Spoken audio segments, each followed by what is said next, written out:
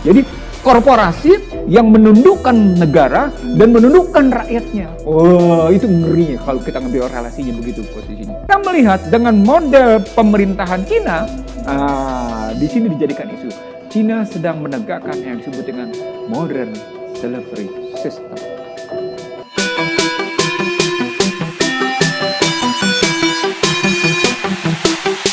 Modern slavery system itu sesungguhnya muncul memang sejak yang namanya Perang Dunia Kedua.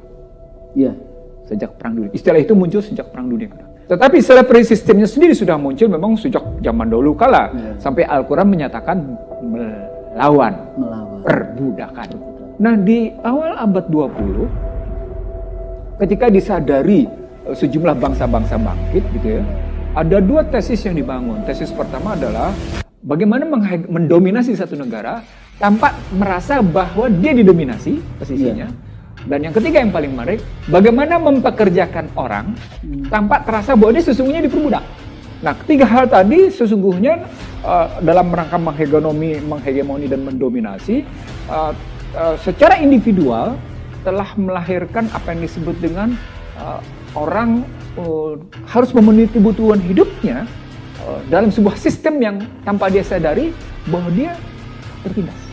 Nah, itu yang disebut dengan pemiskinan struktural. itu yang dalam bahasa saya hutang itu bagian dari proses pemiskinan struktural. Nah, kalau dilihat begitu modelnya maka harus ada alatnya. Harus ada alatnya, harus ada toolsnya. Toolsnya saat itu di Perang Dunia Kedua ada 3. Militer yang mulai dikurangi tekanannya karena negara-negara mulai sadar untuk bangkit posisinya. Tapi industri yang tadi kemudian yang disebut dengan Fordism itu yang kemudian diikuti dengan Marshall Plan pada hakikatnya posisinya. Ini diikuti dengan uang. Jadi senjatanya 2, teknologi dan uang. Nah, posisinya begitu.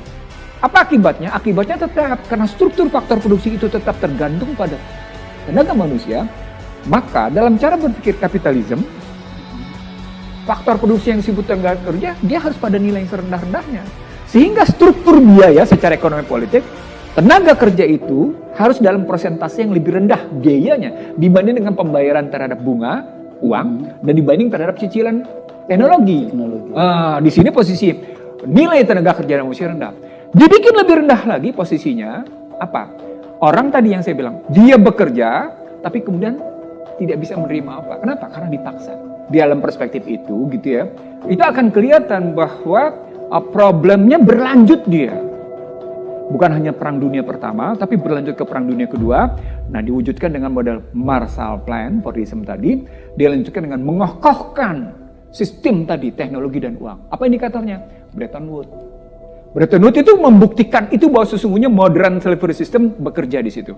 Orang lupa beyond the Bretton Woods itu adalah Bretton Woods system adalah sesungguhnya modern slavery system. Orang harus tunduk pada ketentuan tentang uang. Orang harus tunduk pada ketentuan modal, gitu kan? Nah, yang menarik adalah orang harus tunduk pada ketentuan yang disebut dengan moneter. Oh, dahsyat.